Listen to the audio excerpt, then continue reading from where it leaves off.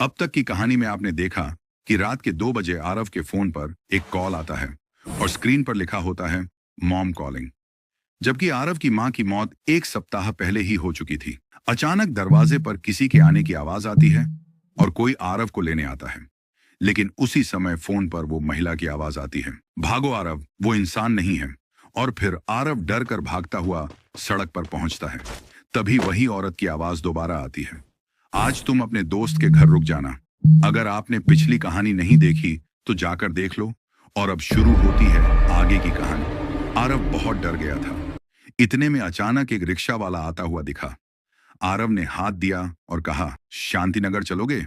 मुझे दोस्त के यहाँ जाना है। रिक्शा वाले ने हाँ कहा और उसे लेकर जाने लगा। थोड़ी दूर जाने के बाद आरव ने जैसे ही पीछे मुड़कर देखा, उसके होश उड़ गए। वही आदमी जिसके दोनों हाथ नहीं थे और सिर भी नहीं था, वो आरव के पीछे तेज भागता हुआ आ रहा था। आरव चिल्लाया, भैया रिक्शा तेज चलाइए। रिक्शा वाले ने तुरंत स्पीड बढ़ाई और कुछ देर बाद आरव को एक पुराने से घर के सामने उतार दिया। आरव गुस्से में बोला, ये कहाँ ले आए?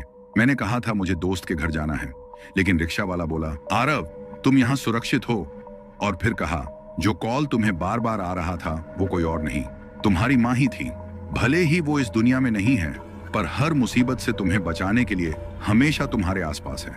यह सुनकर आरव रो पड़ा और कांपती आवाज में बोला, तो वो आदमी कौन था जिसके हाथ नहीं थे, सिर नहीं था? रिक्शा वाला धीमी आवाज में बोला, ये बात तुम्हें कल पता चल जाएगी, फिलहाल आज की रात यहीं रुक जाओ। और यह बोलकर वो रिक्शा वाला अचानक रोशनी बनकर गायब हो गया।